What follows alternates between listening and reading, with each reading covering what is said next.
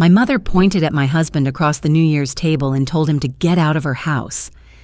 The clink of silverware stopped mid-air, and the room went hollow, like someone had pulled the air out through a crack I couldn't see. The roast was still steaming, the clock over the sink still ticking toward midnight, and my father's eyes slid away from mine as if he'd misplaced them. Mike stood up so fast his chair legs scraped the tile. He laughed once, too loud, a reflex he always used when he felt cornered.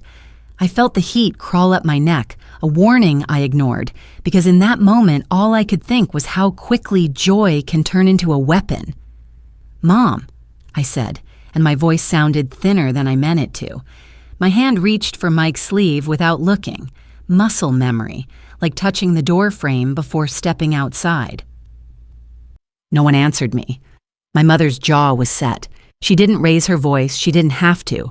Her authority filled the room the way winter fills a house when a door is left open.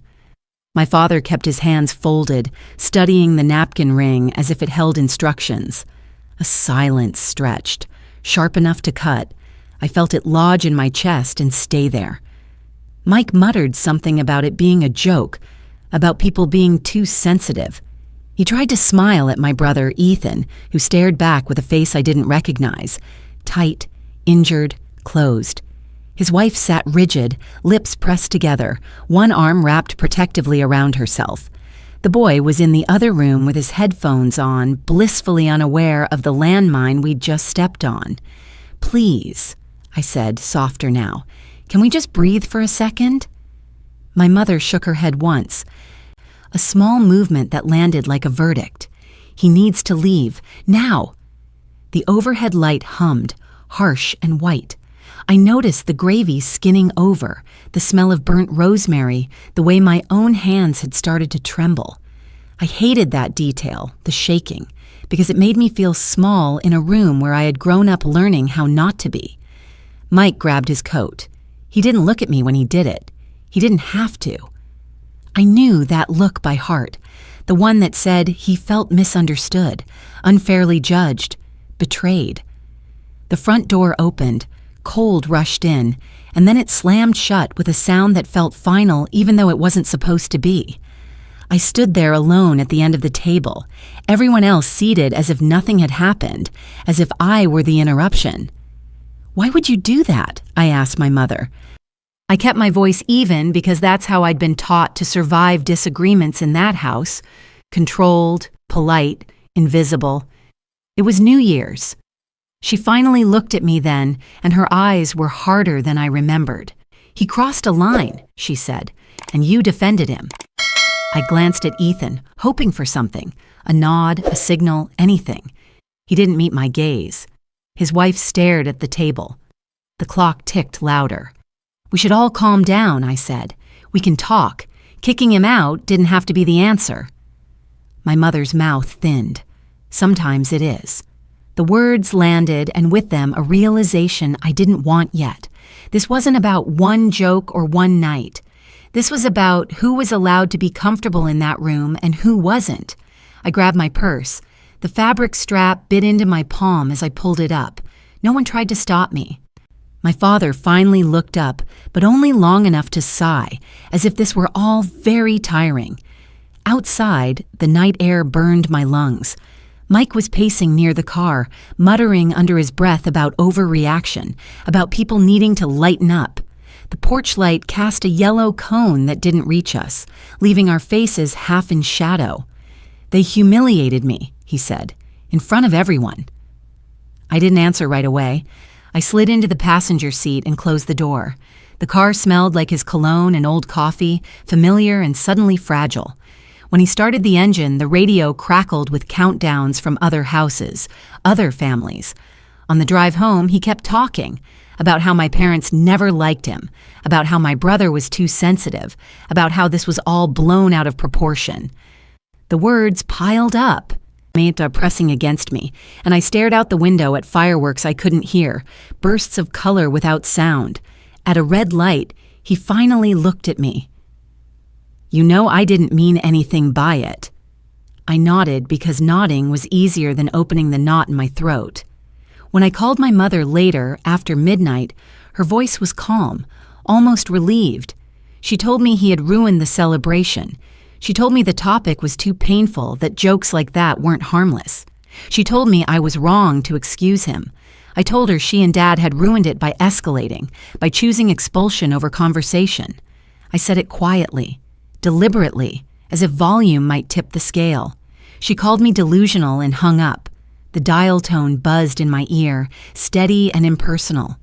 I lowered the phone and sat there in the dark, listening to it until it stopped. Knowing the silence she'd chosen was only the beginning of something I didn't yet understand, but could already feel tightening around me. The next morning, the house felt smaller than it had the night before, as if the walls had leaned in while I slept. Mike was already up, moving through the kitchen with a sharpness in his steps, cabinets closing harder than necessary.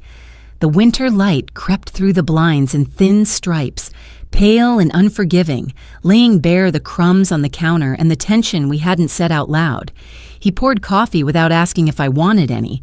The machine gurgled, sputtered, then settled into a low hiss. I wrapped my hands around the mug he eventually slid toward me, the ceramic too hot, grounding me in a way I didn't appreciate yet. My phone buzzed on the table. I glanced down, expecting my mother's name. Some follow-up that might soften what had happened. Instead, it was a message from my aunt. "Heard last night got ugly. Hope you're okay." The words sat there, neutral but loaded. Ugly. Heard. Already the story was moving without me. Mike noticed my expression. "What now?" he asked, not unkindly but defensive by default. "Nothing," I said, turning the phone face down. I took a sip of coffee and burned my tongue. The pain was brief, clean, easier to deal with than the dull ache in my chest. By noon, messages trickled in like leaks through a ceiling. A cousin asking if everything was fine. An old family friend sending a New Year greeting that felt pointed by its timing. No one mentioned the joke. No one mentioned the door slamming. They didn't have to. The omission was loud. I tried calling Ethan. It rang until it didn't. No voicemail. I stared at the screen, then set the phone down carefully as if it might shatter. Mike watched me from the couch. "They're icing us out," he said. "That's what this is." I didn't answer. I was thinking about my mother's face the night before, the way she'd looked through me instead of at me. I was thinking about how quickly authority can masquerade as righteousness. In the afternoon, we drove to the grocery store because sitting still felt dangerous. The parking lot was slick with melted snow, gray slush pushed into uneven ridges. Inside, the fluorescent lights buzzed overhead, too bright, flattening everything into the same tired color. I caught my reflection in the freezer door, lines around my mouth deeper than I remembered, eyes shadowed. As we reached for a carton of milk, I heard my name. I turned. A neighbor from my parents' street stood a few feet away, her scarf tucked neatly into her coat, her smile polite but strained. "Happy New Year," she said. "Happy New Year," I replied, my voice automatic. She hesitated, then tilted her head. "Your mom was very upset last night." There it was, framed gently, delivered with concern but unmistakable. I felt my shoulders tighten. "It was a misunderstanding," I said. She nodded, though her eyes flicked briefly to Mike. "Well," she said, drawing the word out, "family is sensitive, especially about children." Mike's jaw tightened. He didn't speak. The silence stretched, awkward and heavy, until she murmured something about needing bread and walked away. The freezer hummed. Somewhere, a cart rattled. I exhaled slowly, aware of the way my hands had curled into fists. On the drive home, Mike broke his quiet. "See? They're already painting me as the villain." I stared ahead, watching the road blur. "It's complicated." He laughed without humor. "No, it's not. They don't like being challenged." When we got home, my phone buzzed again. This time, it was my father. Just a missed call. No message. I waited. An hour passed, then 2, nothing. As evening settled in, the light outside shifted to a dim blue, shadows stretching across the living room. I sat on the edge of the couch, phone in hand, rehearsing what I might say if I called him back. I imagined his sigh, the way he'd choose words that sounded reasonable while leaving no room for me. When I finally pressed call, he answered on the second ring. "Hi, Dad," I said. He cleared his throat. "Your mother doesn't want to talk right now." "I didn't call for her," I said. Though it wasn't entirely true, there was a pause. I could hear the television murmuring in the background, some game show laugh track leaking into the space between us. "She's hurt," he said, "and so is Ethan." "I know," I replied, "but kicking Mike out—" He cut me off gently but firmly. "Your husband needs to learn boundaries." The words stung more than I expected. "And what about mine?" I asked. Another pause, longer this time. "You're choosing a side," he said. I felt my breath hitch. "I'm asking for fairness." He sighed, the sound familiar, weary. "Sometimes fairness looks different depending on where you stand." After we hung up, the house felt even quieter. Mike sat at the table, scrolling through his phone, the blue light reflecting off his face. He looked up when I entered the room. "Well?" "They think you crossed a line," I said. "They think I defended it." "And what do you think?" he asked. I opened my mouth, then closed it. The question hovered between us, unanswered. That night, I lay awake listening to the heater click on and off, the rhythm uneven. My phone lay on the nightstand, dark and heavy with what it didn't show. No messages from Ethan, no apology, no attempt to bridge the gap. Just absence, deliberate and precise. I turned onto my side, staring at the faint outline of the door. Somewhere across town, my mother was likely telling the story again, refining it with each retelling, deciding where I fit in it. And I realized with a cold clarity that whatever she said next would determine whether I was still welcome back through that door at all. I keep thinking about how this all started long before that table, long before the joke, long before my mother pointed at my husband and told him to leave.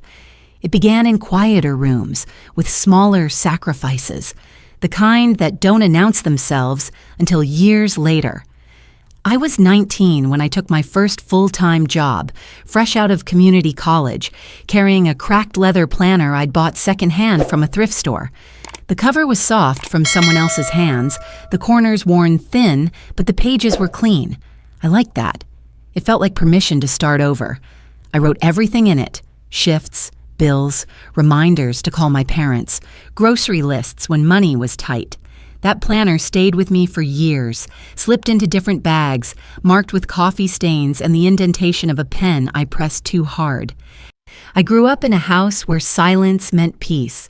My parents weren't cruel, they were orderly. My mother ran the home like a small company, efficient and proud. My father deferred to her in most things, believing harmony came from agreement. I learned early how to read a room, how to soften my voice, how to make myself useful. Praise came sparingly, but approval showed itself in smaller ways. A nod, a task entrusted to me. When I married the first time, it felt like stepping into adulthood with everyone watching. The wedding was modest, the expectations less so. I worked full-time, then picked up extra hours when my husband's job faltered.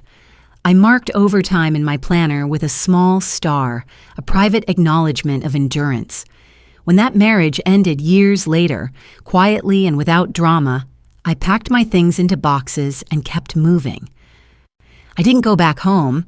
I rented a small apartment, learned to sleep alone, learned that loneliness can be louder than any argument. Mike came into my life later, when I'd stopped believing in surprises. He was easy with laughter, generous with attention. He made me feel seen in a way I hadn't realized I'd been missing. My family was polite to him at first, assessing. I told myself that would pass. I wanted it to. Ethan was always the center. Younger than me by 3 years, he'd been protected, indulged, forgiven in ways I wasn't. When he and his wife struggled to have children, the grief settled over our family like a low cloud. I watched my mother step carefully around them, her voice gentler, her rules bending. When they adopted Joey, the relief was visible, almost physical. A child changed the atmosphere of every room he entered. Laughter returned. So did fear, the kind that wraps itself around protectiveness. I tried to be mindful. I bought books, kept my comments neutral, followed my mother's lead. Mike teased. He always had. At first it seemed harmless, a way to belong. I noticed the shift before anyone named it. The way Ethan's smile would falter, the way his wife's eyes would sharpen. I spoke to Mike privately, asked him to be careful. He promised he meant no harm. I believed intention could outweigh impact because that belief made my life simpler. The years stacked up quietly, work deadlines, family dinners, holidays measured by who sat where. I still carried that old planner, though it had been replaced by digital calendars long ago. I couldn't bring myself to throw it away. Sometimes I'd flip it open, tracing the faded ink, reminding myself how much I'd managed with less. When my parents hosted gatherings, I arrived early to help. Old habits die slowly. I set tables, chopped vegetables, listened more than I spoke. My mother would glance at me approvingly when things went smoothly. I took that as affection. It was enough. I remember one winter afternoon years ago, standing at my parents' kitchen counter while snow fell outside. My mother had been quiet, her movements precise. "Family has to protect what matters," she'd said suddenly, not looking at me. I nodded, though I wasn't sure what she meant. The heater clicked on and off, the sound uneven. I remember thinking that warmth is something you maintain, not something you assume. There were moments I questioned myself, small ones, a look exchanged over my head, a comment dismissed with a smile. I wrote reminders in my planner then, too. Breathe, don't react, choose peace. I learned to compress my feelings into manageable shapes, to store them away until they were easier to handle. The night of the New Year's dinner, I brought a dessert my mother liked, something familiar. The overhead light was harsh, flattening everything. I noticed the way Ethan's wife stiffened when Mike joked, the way my mother's posture changed. I told myself it would pass. I told myself we could smooth it over. Instead, the room fractured. Looking back, I see how many times I'd smoothed things over before, how often I'd stepped between sharp edges to keep everyone comfortable, how rarely anyone had stepped for me. The planner sits now in a drawer in my bedroom, the leather cracked further with age. Sometimes I take it out and hold it, feeling the weight of pages filled with evidence of survival. It reminds me that I have endured quieter storms than this one, storms that taught me how to stand without being noticed. What I didn't know then, what I'm only beginning to understand now, is how easily that standing can be mistaken for permission, and how quickly a lifetime of accommodation can be rewritten as agreement once someone decides to draw a line I was never allowed to draw myself. After New Year's, the air around my family changed in ways that were easy to miss if you weren't standing inside it. Nothing exploded, no one yelled. It was quieter than that and somehow worse. The first Sunday passed without an invitation, then another. I told myself it was coincidence, that everyone needed space. I set the table at home anyway, out of habit, then put the extra plates back in the cupboard when it became clear no one was coming. When I finally went to my parents' house to drop off something my mother had asked for weeks earlier, a casserole dish she'd lent me before all this, I rang the bell and waited. I could hear movement inside, a chair scraping, a voice lowering. The door didn't open. I rang again. The bell echoed down the hall, unanswered. I stood there, my breath fogging the glass, counting the seconds until the silence felt intentional enough to name. When the door finally opened, my mother's smile was tight, controlled. "You should have called," she said. "I did," I replied, holding up the dish. My hands felt numb despite the mild afternoon. She took it without inviting me in. We were in the middle of something. I nodded, unsure what else to do. The door closed softly but firmly between us, and I stood on the porch a moment longer than necessary, staring at the grain of the wood as if it might offer an explanation. At work, my concentration slipped. I caught myself rereading the same email 3 times, the words blurring. During lunch, I scrolled through social media and saw a photo of my parents' dining table, full again. Ethan was there. His wife, Joey, grinning. The caption read, "Family time." I closed the app. My fork hovered over my plate. Appetite gone. Mike noticed the change in me before I said anything. He watched me move through the house more quietly, my shoulders rounding inward. He tried to joke it away, to restore normalcy with humor, but the timing always felt off.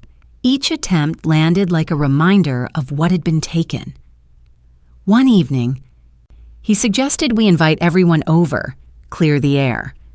"We can apologize if that's what they want," he said. "At least talk." I imagined my mother's face if he walked back into that house. The thought made my chest tighten. "Let's wait," I said. "They're not ready." "Or they don't care," he replied, the words slipping out sharper than intended. The next call came from my aunt. Her voice was careful, practiced. "Your mom's been under a lot of stress," she said. "You know how sensitive Ethan's situation is." "I do," I answered. "That's why I asked everyone to calm down." "Well," she said, pausing just long enough to feel deliberate, "sometimes calming down means admitting fault." The implication hung there. I thanked her and hung up, my hand trembling as I set the phone down. At the grocery store, I ran into Ethan's wife. She stood in the produce aisle inspecting apples with exaggerated focus. I said her name softly. She didn't look up. I waited. The silence stretched, the hum of the refrigeration units loud in my ears. Finally, she turned, her expression guarded. "This isn't a good time," she said.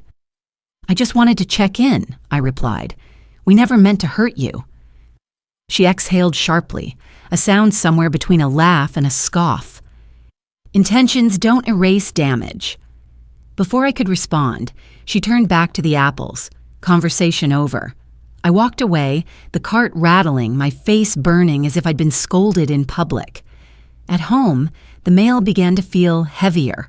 A birthday card from my parents arrived weeks late, unsigned by my mother, just my father's careful handwriting. Inside, a check for a small amount fell out, crisp and impersonal.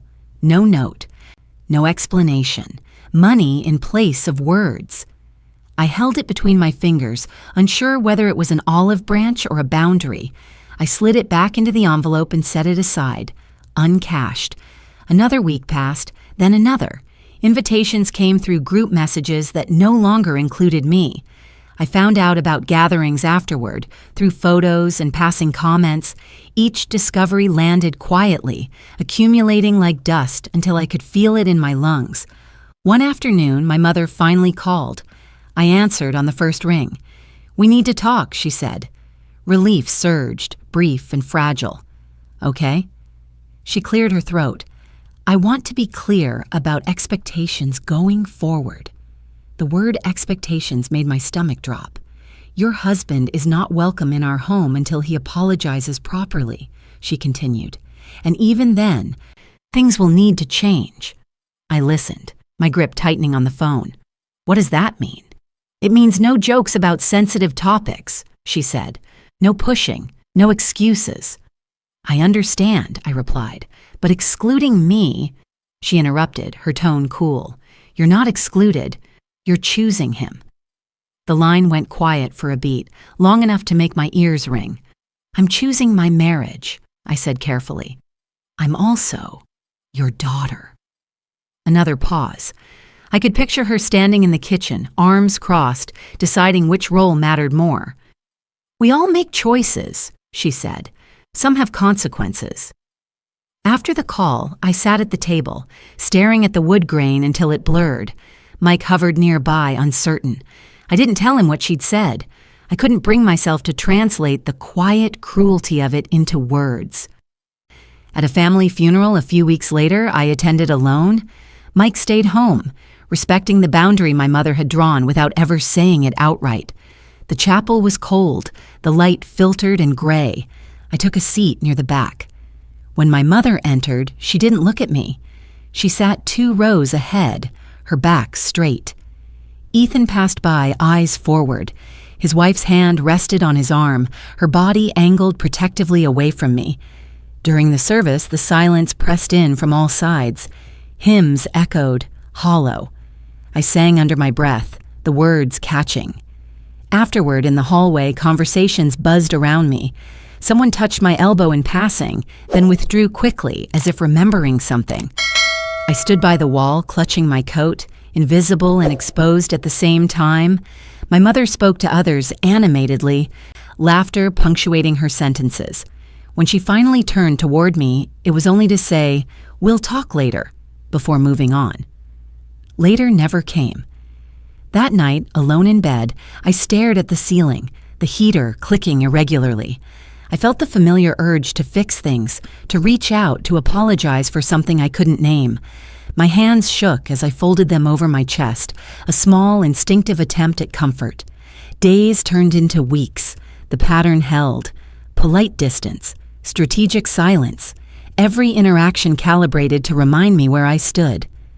One evening, as I cleaned out a drawer, I found my old leather planner. I flipped through it absently, the pages whispering as they turned. Names, dates, evidence of a life spent accommodating, adjusting, smoothing. My phone buzzed on the counter, a message from my father this time. "Your mother is disappointed," it read. Nothing more. I stared at the screen, the words stark. Disappointed, not worried, not sad.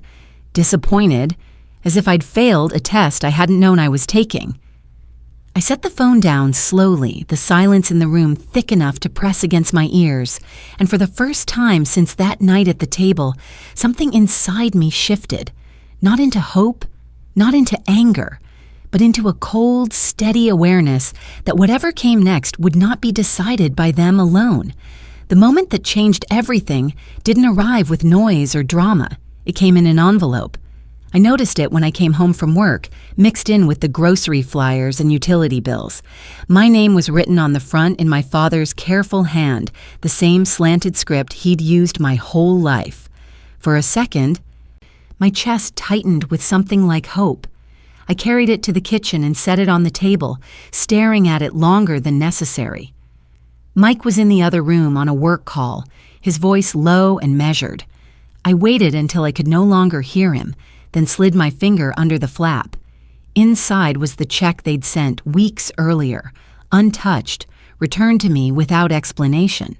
Folded once around it was a single sheet of paper. No greeting, no signature. It said they didn't feel comfortable with unresolved tension, that gifts could be misunderstood, that returning it was for the best. The language was clean, careful, stripped of emotion.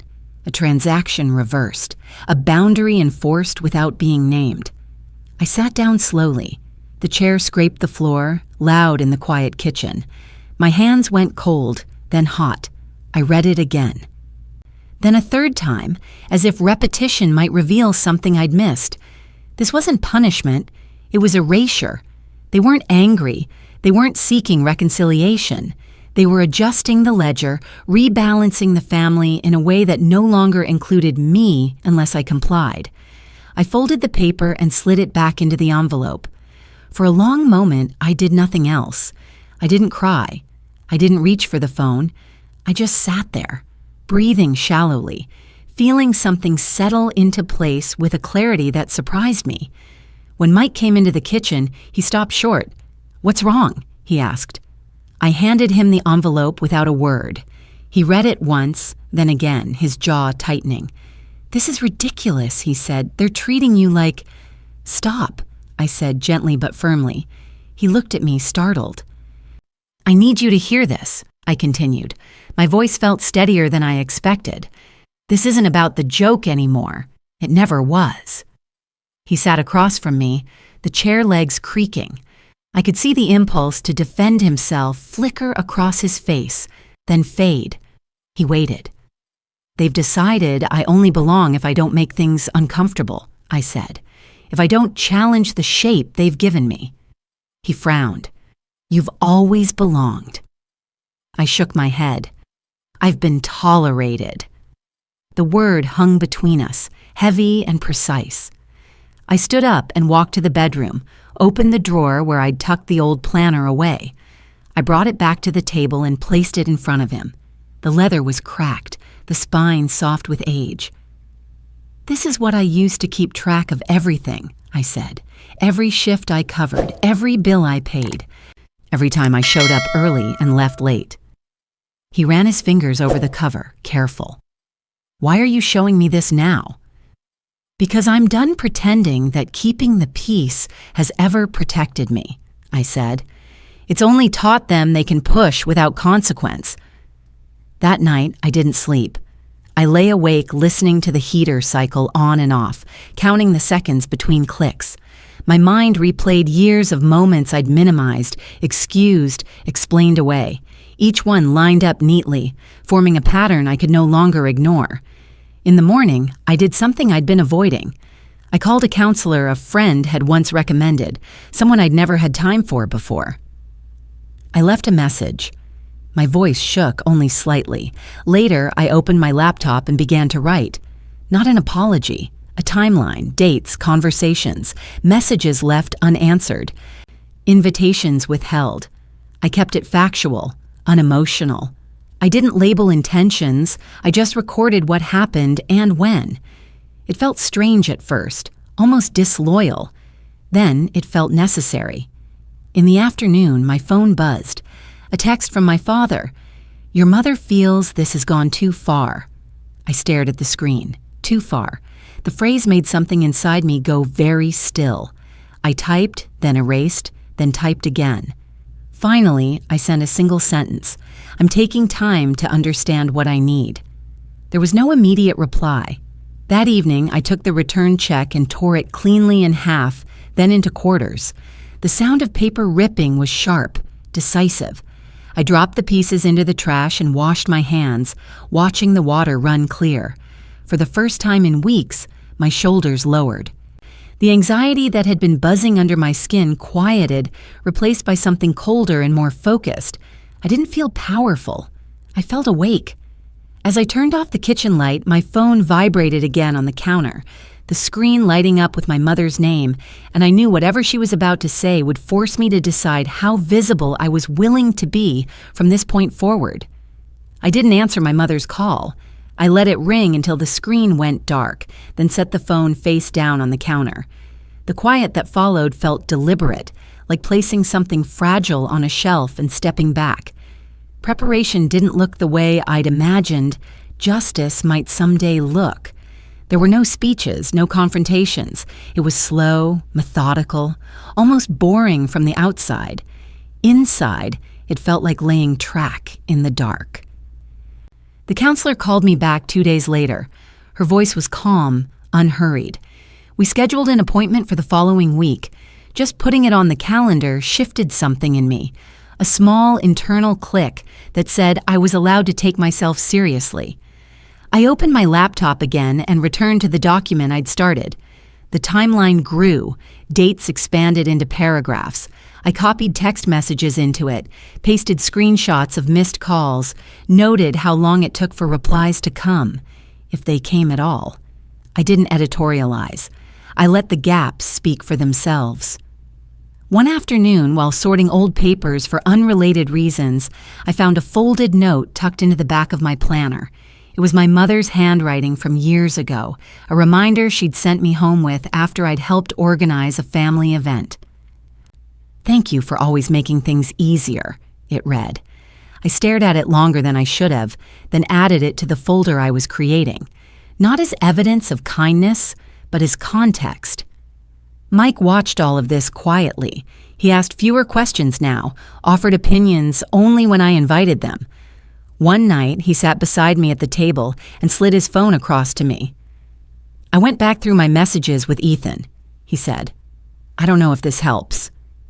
I hesitated, then picked it up.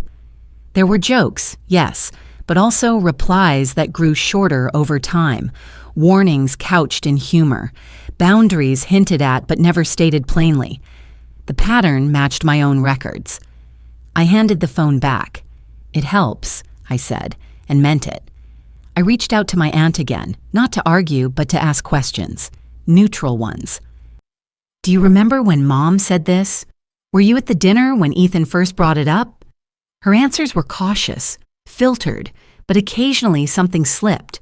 A phrase, a recollection that didn't align perfectly with the story I'd been given. I wrote those down too, careful to note the date and tone. A message came from a cousin I hadn't heard from in months.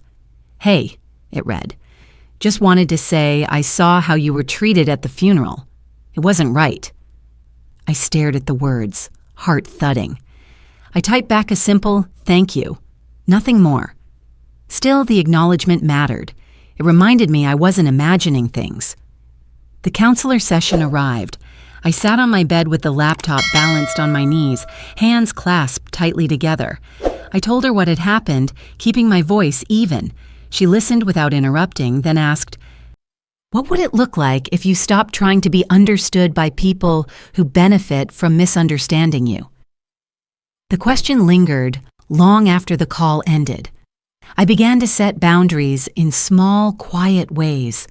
I stopped explaining myself in family group chats. I declined invitations that came without warmth. When my father texted to ask if I'd reconsidered, I replied, "I'm focusing on my well-being right now." Nothing more. Another envelope arrived, this one addressed to Mike. Inside was a brief note from my mother requesting a written apology to help us all move forward. The phrasing was familiar, polished. Mike handed it to me without comment. I read it once, then folded it and placed it in my folder. "Not yet," I said. He nodded. At work, I asked my supervisor for a flexible schedule for a few weeks. She agreed without fuss. The ease of that interaction startled me. It made me wonder how many battles I'd assumed were inevitable simply because I'd grown used to fighting them at home. I met my aunt for coffee at her suggestion. We sat across from each other, cups cooling. She spoke about family harmony, about compromise. I listened, then asked, "Do you think harmony should always come at the same person's expense?" She stirred her coffee longer than necessary. "I think your mother feels attacked," she said. "I feel erased," I replied. The words settled between us. She didn't argue. On the way home, my phone buzzed. A text from Ethan, the first in weeks. "We need to talk. Mom's upset." I read it twice. The timing wasn't lost on me. That night, I added one more section to my document. What I needed, not from them, but for myself. Respect. Direct communication. Accountability that didn't rely on silence or guilt. I didn't know yet how or when I'd say these things out loud, but seeing them written made them real. I closed the laptop and sat back, the room quiet. Mike reached for my hand, squeezed it once. I squeezed back. When I finally checked my phone again, there was a voicemail from my mother, her tone controlled, urgent. She mentioned a family meeting. She mentioned resolving things once and for all. I didn't delete it. I didn't respond. I placed the phone beside my planner and my folder, all three aligned on the table, and understood that the next conversation wouldn't be about jokes or holidays anymore, but about whether I was willing to let them see the full record of who I'd been and what it had cost me. The meeting took place in my parents' dining room, the same room where everything had fractured months earlier. The table was cleared this time, bare wood exposed, polished to a dull shine.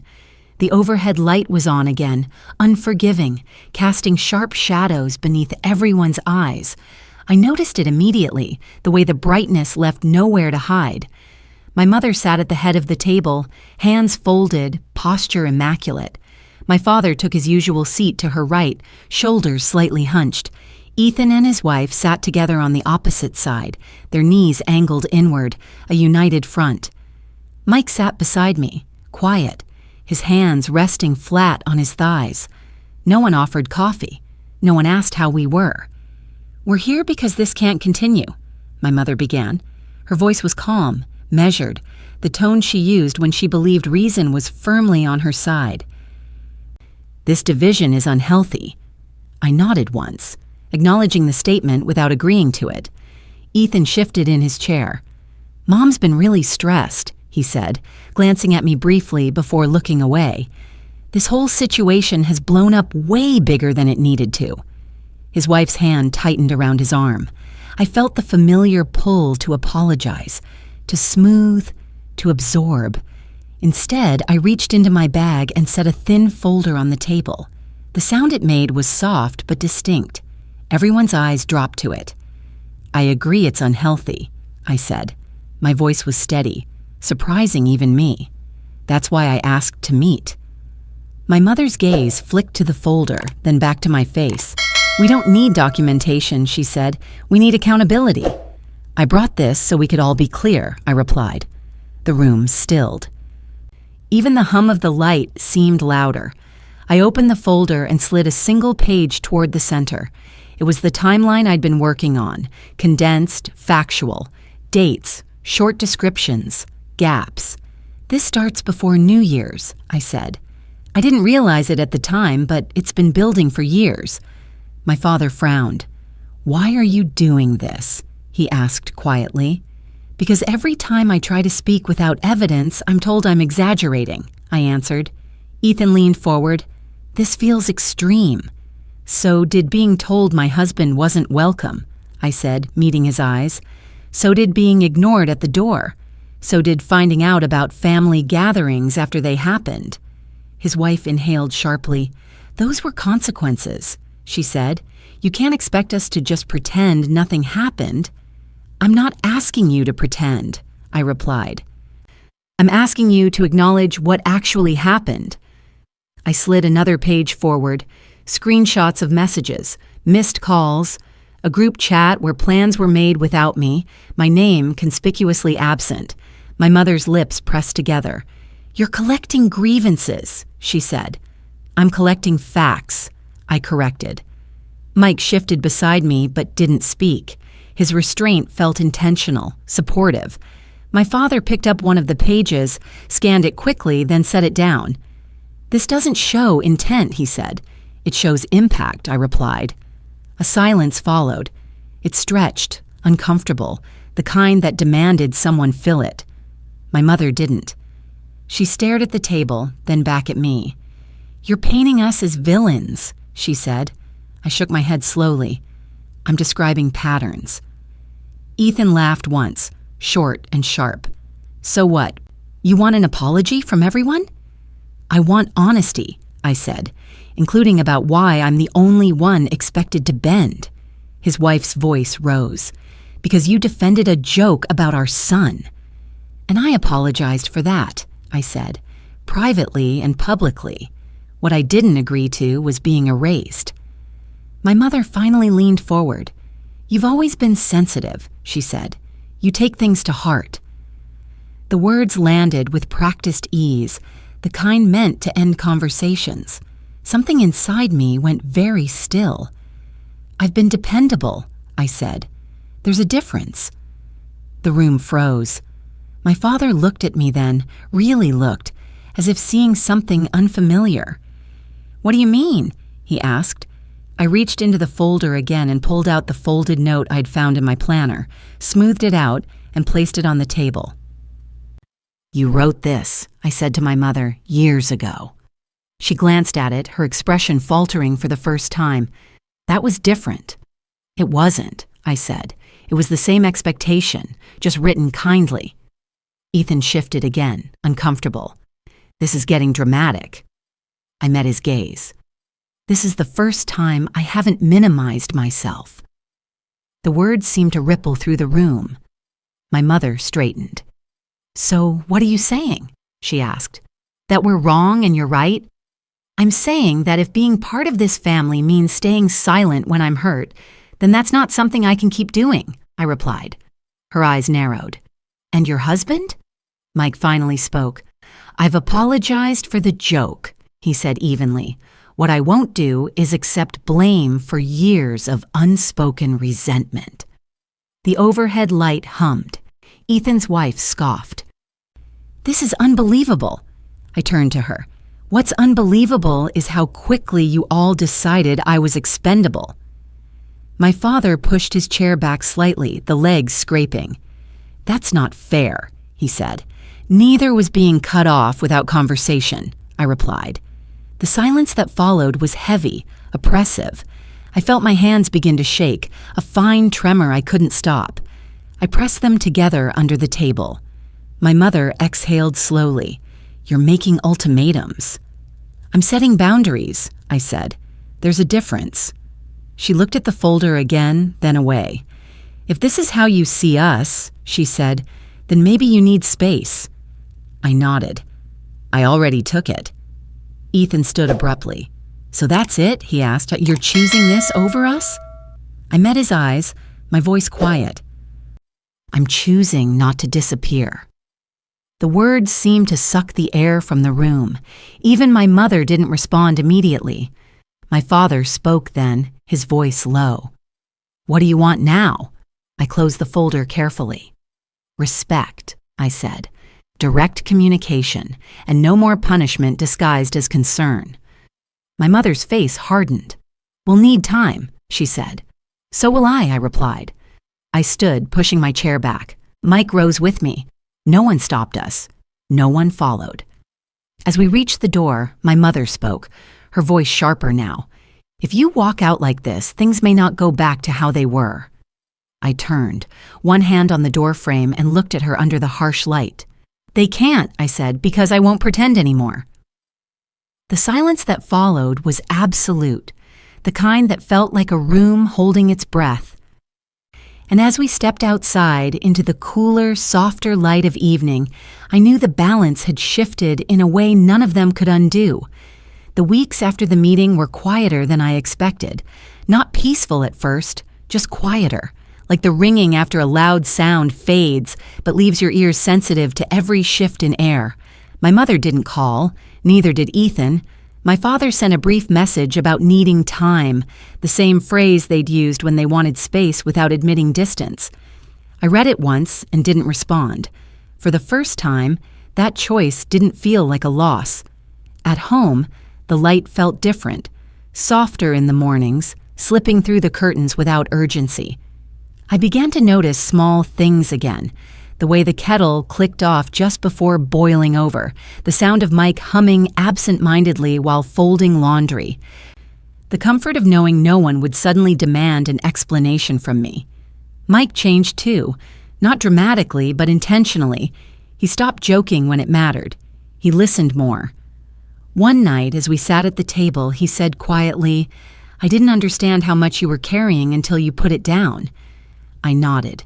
That was enough. I kept seeing the counselor. With her, I learned how often I'd mistaken endurance for virtue, how being easy had cost me clarity. She never told me what to do about my family. She didn't have to. Each week, I left feeling steadier, less tangled. A month passed before my father asked to meet me alone. We chose a neutral place, a small cafe near my office. The afternoon light was warm, forgiving. He looked older than I remembered, his shoulders sloped, his confidence thinner. "I didn't realize how far things had gone," he said after a while. "I tried to say," I replied gently. He nodded, eyes fixed on his cup. "Your mother struggles with losing control." I almost smiled at the understatement. Almost. "I'm not asking you to choose," I said, "but I won't be silent to make things easier anymore." He looked up then. Really looked. "I see that," he said. It wasn't an apology. It wasn't justice. But it was acknowledgement, and for now, that was enough. Ethan didn't reach out. His wife didn't either. I stopped checking for their names on my phone. The absence still hurt, but it no longer defined me. I learned that some relationships don't end with a bang. They thin out thread by thread until there's nothing left to hold on to. One afternoon while cleaning, I opened the drawer where I kept my old leather planner. I hadn't touched it in weeks. The cover was cracked, the pages yellowed, but when I flipped it open, I felt something unexpected. Not sadness, not resentment, but pride. That planner held evidence of a woman who survived by adapting, who paid her bills, who showed up early and stayed late, who kept her world running quietly while others took comfort for granted. I closed it and placed it back in the drawer, not as a reminder of what I owed, but of what I'd already given. The next family gathering came and went without an invitation. This time, I noticed it without flinching. Mike and I cooked dinner together that night, music low, laughter easy. At midnight, I stepped outside alone for a moment, the air cool against my face, and felt something settle into place. I wasn't waiting anymore. If my story stayed with you, maybe it's because you've carried your own version of that worn planner. Years of effort, accommodation, quiet strength, no one thought to thank. I used to see mine as proof of what I owed others. Now I see it as proof of what I survived and what I no longer have to surrender. If any part of this feels familiar, you don't have to explain it to me. I'm listening.